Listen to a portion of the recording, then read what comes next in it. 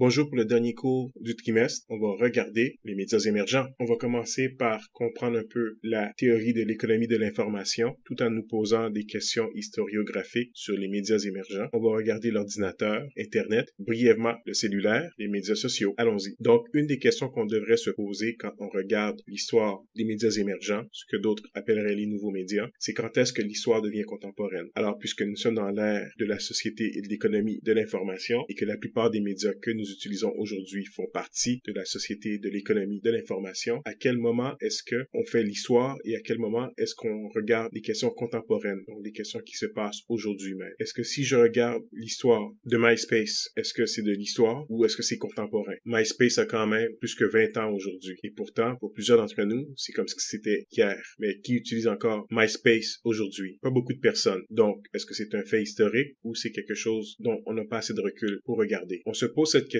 parce que les historiens, et nous sommes des historiens puisque nous étudions l'histoire des médias, se posent tout le temps la question de quand est-ce que l'histoire fait place aux phénomènes plus récents, souvent couverts par la science politique, d'autres sciences sociales telles la sociologie, la géographie, l'économie, l'anthropologie et évidemment la communication. Donc, quand on fait de l'histoire, on prend un certain recul pour regarder des événements pour comprendre la société d'aujourd'hui. Si je regarde MySpace, donc le média social qui date de 2003, est-ce que je peux apprendre beaucoup de choses sur la société d'aujourd'hui et qu'est-ce que MySpace a changé dans l'histoire des médias et l'histoire de la société? Est-ce que MySpace est encore un phénomène important, un phénomène qui n'a pas encore abouti? Si je regarde Facebook qui a commencé en 2004, Facebook continue encore d'opérer. Donc peut-être que je serais plus intéressé au début de Facebook et au début de son influence. Mais l'histoire de Facebook n'est certainement pas terminée. Celle de MySpace, on pourrait dire qu'il n'y a pas grand-chose qui se fait aujourd'hui. Et pourtant, MySpace était un des premiers médias sociaux très importants dans la façon dont les gens interagissaient l'un avec l'autre. Des fois, on va faire des blagues pour dire que MySpace, c'est vieux, c'est vieillot, plus personne n'utilise. C'est un truc d'une autre génération. Et c'est là qu'on voit que les questions sur l'historiographie des médias émergents viennent. Pour plusieurs personnes, si vous me demandez moi, ça fait pas si longtemps que ça. Et oui, ça fait plus que 20 ans, mais je m'en rappelle très bien. Tout le monde était là-dessus. C'est un phénomène très important. Si on regardait en 2005, MySpace était encore très populaire. On n'était pas encore rendu au niveau historique. Si on regarde aujourd'hui MySpace, on est définitivement dans l'histoire. Cependant, un des défis qu'on a comme historien, il n'y a pas de formule magique pour savoir quand est-ce que c'est de l'histoire et quand est-ce que c'est un phénomène contemporain. Donc, quand on regarde les défis historiographiques des médias émergents, on pourrait dire que le rapprochement que nous avons avec notre réalité immédiate semble nous faire croire que ce que l'on vit est plus important et plus déterminant pour l'histoire de l'humanité que ce qui s'est passé avant. Donc, si je regarde aujourd'hui ce qui se passe sur Facebook, sur X, Twitter ou d'autres plateformes, je me dis c'est beaucoup plus important, c'est quelque chose qui est aujourd'hui, donc probablement plus important que ce que les gens faisaient sur MySpace il y a plus que 20 ans. Cependant, le regard de l'historien nous demande de faire preuve d'un détachement et d'un recul, donc nous informe qu'il est difficile d'écrire et de raconter l'histoire des médias qui nous entourent, surtout quand on vit cette histoire-là au quotidien. Une autre question que je pourrais poser, c'est est-ce que Internet et les médias sociaux sont si importants dans l'histoire des médias et de l'humanité que d'autres techniques, que d'autres médias, tels l'imprimerie de Gutenberg? En même temps, on ne veut pas minimiser la contribution des médias émergents dans l'histoire. Donc, est-ce que MySpace est si important dans l'histoire des médias? Probablement. Mais comment je fais pour ne pas minimiser la contribution de MySpace dans l'histoire des médias? Bon, si vous me demandez mon avis, MySpace commence une ère des médias sociaux, mais n'est pas si importante que ça dans l'histoire totale de tous les médias. C'est le genre de question l'historien des médias doit se poser parce que le plus qu'on arrive le plus près de notre réalité, de notre vie quotidienne, le plus est-ce que c'est difficile d'avoir un regard critique sur qu'est-ce qui se passe, puisqu'on pourrait dire que l'histoire qui se raconte n'est pas encore terminée. C'est beaucoup plus facile de parler des premiers téléphones, même de la télévision, des télégrammes, que de parler de Facebook, des médias sociaux et encore même du web. Dans l'histoire des médias, on peut dire que dans le domaine de la communication, pendant plusieurs décennies, les journaux, télévision, radio, téléphone, c'était les médias qui étaient étudiés tant historiquement, mais tant du côté contemporain. Tout ce qui touchait la télévision, la radio, les journaux était au centre du domaine des communications pendant plusieurs décennies. Une fois que Internet est arrivé, que le web est arrivé aussi par après, on a ouvert une certaine brèche et toute une autre expertise en communication s'est développée, ce qu'on appellerait les médias émergents ou les nouveaux médias. C'est pas tout à fait la même chose. D'après moi, les médias émergents sont toujours contemporains, sont toujours en changement, tandis que les nouveaux médias touchent vraiment une période particulière de l'histoire des médias, donc le web, Internet et le début des médias sociaux, tandis que les médias émergents vont beaucoup plus loin,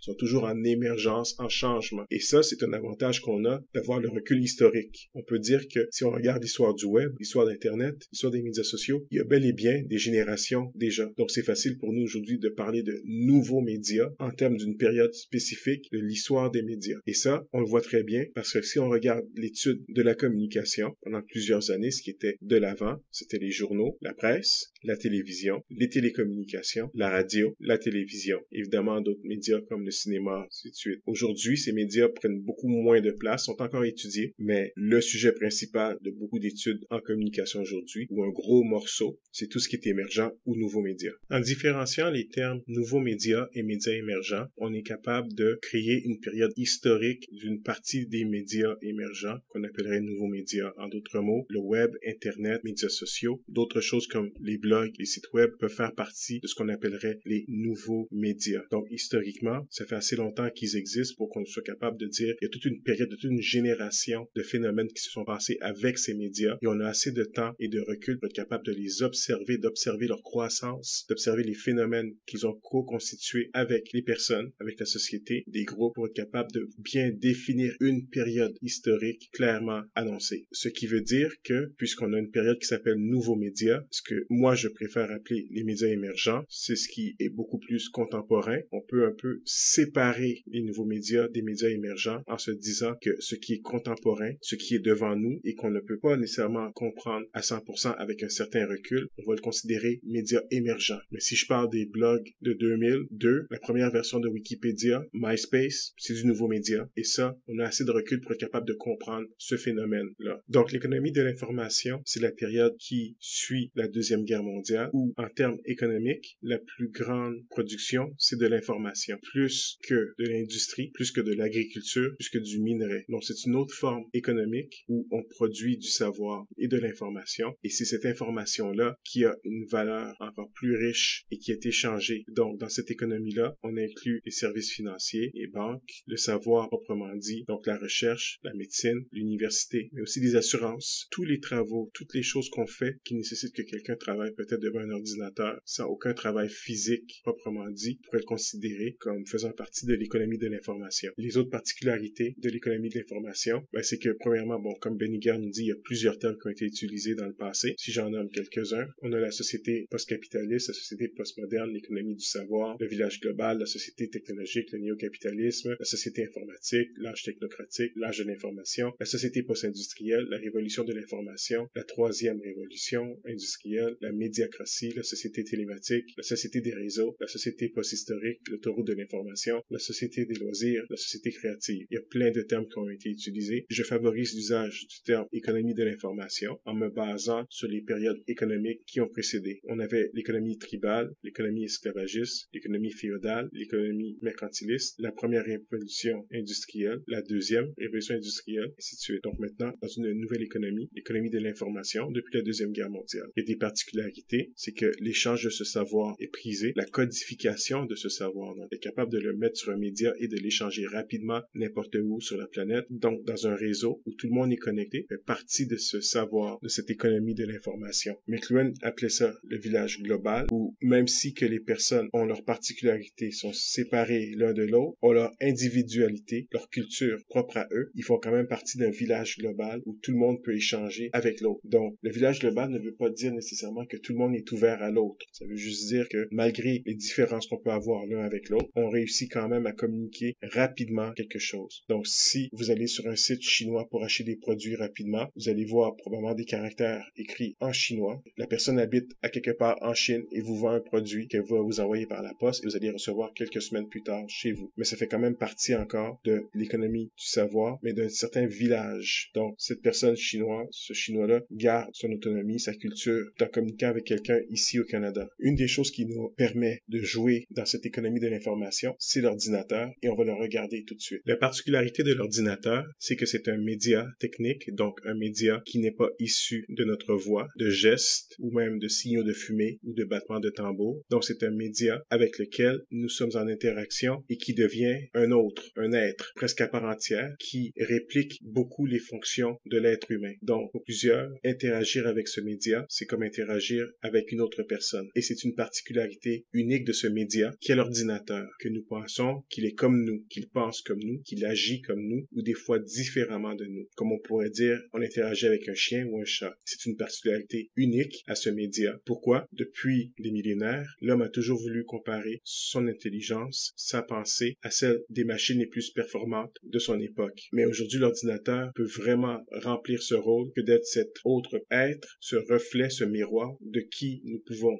être. Alors, on va souvent comparer notre intelligence à celle d'un ordinateur. Ce n'est pas nouveau. On le faisait avec les bouliers autrefois, mais aujourd'hui, on le fait avec l'ordinateur contemporain. Encore une fois, ce n'est pas un nouveau phénomène. La particularité de l'ordinateur, comme le disait un de mes professeurs, Brian Kettle-Smith, c'est qu'il réunit le corps et l'esprit dans un seul média. Qu'est-ce que je veux dire par là? Avec Descartes, nous avons vu une séparation de l'esprit du corps humain. Je pense, donc je suis. C'est mon esprit qui compte, ma pensée qui compte, pas mon corps. Tant que je pense, je suis. Mon corps n'est qu'une machine, n'est qu'un outil dans lequel mon esprit vit et que mon esprit contrôle, tant bien que mal. Dans l'élan postmoderniste, on veut revenir avec le corps, on veut que maintenant ce corps et cet esprit reviennent ensemble. Et l'ordinateur est ce média qui nous permet de réunir l'esprit et le corps, d'éliminer la séparation des deux, ce qui en fait un média unique qui a de l'information, un contenu que nous pouvons échanger, mais qui reflète aussi ce que nous sommes dans une période postmoderne, l'esprit et le corps. Ce n'est plus une machine que nous pouvons totalement contrôler et diriger, comme le suggérait un chercheur de la période cybernétique, J.C.R. Licklider, qui nous disait que la première phase d'interaction entre l'humain et la machine en était une où cette machine était une extension de l'humain. La plupart des médias, jusqu'à aujourd'hui, ont toujours joué ce jeu, ce rôle, en termes d'extension de ce que les humains pouvaient faire. Mais Licklider nous dit que la deuxième phase, c'en est une où l'humain et cette machine créent une symbiose, se mélangent l'un dans l'autre, créent une forme de cyborg. Et l'ordinateur fait ce genre de choses-là avec nous. Quand on se promène avec notre téléphone mobile avec nous, il fait partie de nous. Si on l'oublie à la maison, on oublie une partie de qui nous sommes. Donc cet ordinateur est en symbiose avec nous. Notre téléphone mobile est en symbiose avec nous et fait partie de notre être. On le décore selon nos goûts, on lui donne un petit nom, il nous appartient. Si quelqu'un le prend, il vole une partie de nous. On perd plein d'informations personnelles à nous. Donc on est dans cette période de symbiose. Et la troisième période, c'en est une où cette machine, cet ordinateur, ce média, se sépare de l'être humain, devient autonome et à certains aspects son égal. Et donc, il y a toute une interaction complète entre cette machine et cet être humain. C'est ce qu'on appellerait aujourd'hui l'intelligence artificielle. On n'est pas tout à fait dans cette étape, ça va peut-être arriver dans quelques années, où une intelligence artificielle peut penser par elle-même totalement. Donc, l'ordinateur ouvre cette porte et c'est ce qui fait que c'est un média unique et pas comme les autres autrefois. D'un côté technique, l'ordinateur a eu plusieurs années pour progresser, en partant de l'idée du Memex de Vannevar Bush jusqu'à l'ordinateur que nous avons aujourd'hui dans un téléphone mobile. Il a rétréci, mais il nous permet encore d'aller chercher une information là où elle est et de nous la présenter. À nous de générer une autre information et de l'échanger. Donc, au départ, on travaillait avec cet ordinateur avec des plans situés. On lui donnait une directive. Il s'activait sur cette directive, ce qui en fait que l'interaction que nous avions avec cette machine, pour certains, était très difficile puisque les humains aiment changer d'idée assez rapidement. L'ordinateur devient de plus en plus petit et de moins en moins axé sur une certaine élite d'utilisateurs. Il est rentré dans les entreprises avec les grands serveurs et finalement, vers la fin des années 70, avec le micro-ordinateur. Donc, c'est un ordinateur qui pouvait être à la maison. Et durant les années 80, on pouvait travailler avec lui, on pouvait en avoir un qui faisait ce qu'on voulait. C'est le Mac,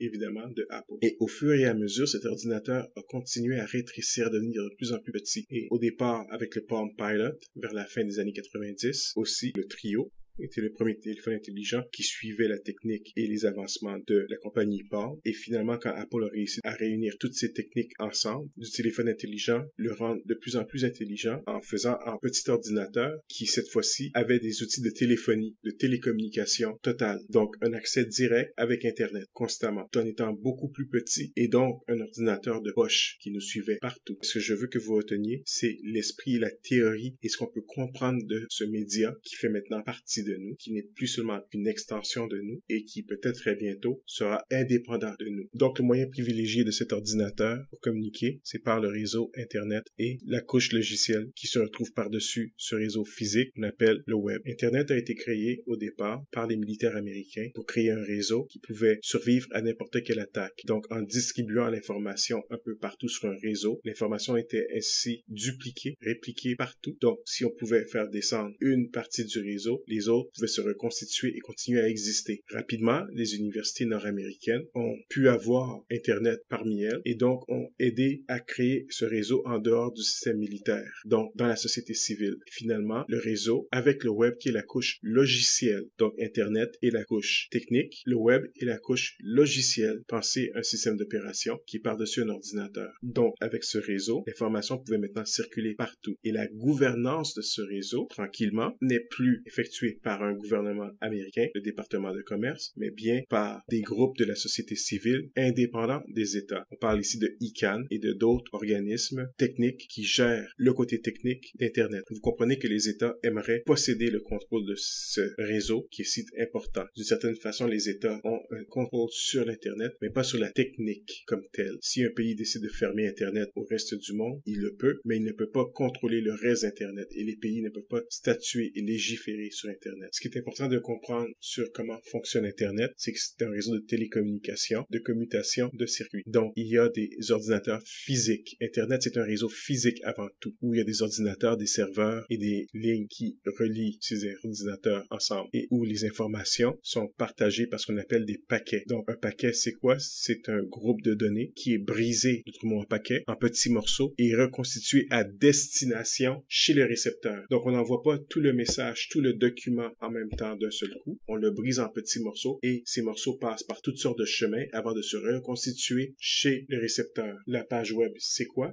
Il y a un seul web en général. Autrefois, on disait Internet majuscule, web majuscule, mais c'est devenu des noms communs. C'est une espèce de couche, c'est un logiciel qui est par-dessus Internet, qui permet aux gens d'avoir une interface pour échanger plus facilement. Donc, le web est une grande plateforme d'échange d'informations avec des sites web, avec du contenu qui est administré par toutes sortes de standards. Les particularités de ce contenu, c'est d'être découvrable. Donc, comment est-ce qu'on découvre ce contenu? Souvent par des engins de recherche, tels DuckDuckGo, Google ou Yahoo, et même Bing. Donc, les enjeux de découvrabilité sont omniprésents avec le web, parce que si personne ne voit notre page, on n'existe pas d'une certaine façon. On découvre ces pages avec des moteurs de recherche. Maintenant, on va parler des médias sociaux. Les médias sociaux sont très importants. Ce sont des plateformes dont le but est de mettre en commun plusieurs utilisateurs. L'interaction avec les autres est de mise. On n'est pas les seuls sur la plateforme. La plateforme n'a de valeur que si plusieurs autres utilisateurs sont dessus. Si les gens décident de quitter, par exemple Twitter X, la plateforme perd de sa valeur. La force de cette plateforme, c'est son échange entre tous et chacun. Maintenant, avant les médias sociaux, il y avait les groupes de discussion, donc les forums et les blogs. Donc, c'était là que les gens se réunissaient pour parler autrefois. Il y avait des listes d'envoi, de discussion qu'on pouvait recevoir par courriel aussi. Donc, les messages restaient sur un serveur central, mais à chaque fois qu'il y avait des mises à jour, des nouveaux messages, on pouvait recevoir les discussions. On pouvait suivre des longues discussions par courriel sans avoir à aller sur un site web. Le courriel est aussi une technologie très importante dans la constitution du web, puisque c'est l'autre moyen de communication et d'échange en dehors de la page web. C'est quoi les médias sociaux? Vous savez très bien que je sépare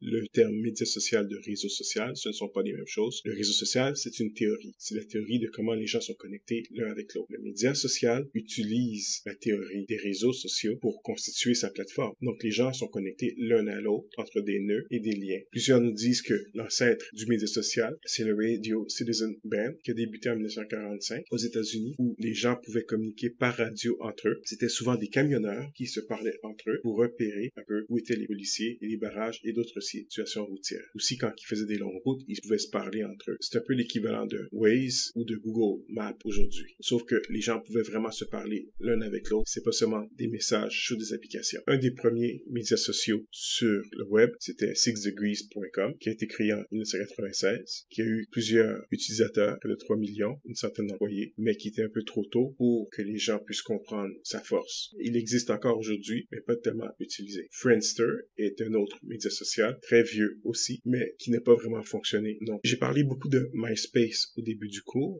un tout petit peu de Facebook, pas beaucoup de Twitter X ou d'autres médias sociaux. J'aimerais ne pas aller trop loin là-dedans. On a d'autres cours dans le programme qui touchent directement aux médias sociaux et à ces nouvelles plateformes. Ça, c'est la période où je trouve que, d'un point de vue historiographique, nous touchons un petit peu trop à la période contemporaine. J'aimerais laisser un certain espace. Donc, je vais pas aller plus loin que Friendster, 6degrees et des choses comme ça, comme MySpace aussi. Je vais rester là et vous laisser à vous le soin de découvrir les autres plateformes plus tard. Un cours sur les médias émergents, les nouveaux médias, sur leur histoire pourrait être beaucoup plus complexe que ça, mais j'ai décidé de m'arrêter là, encore une fois, par souci historiographique, pour donner assez de recul à toute cette période si importante de notre société. On se revoit en classe. À bientôt.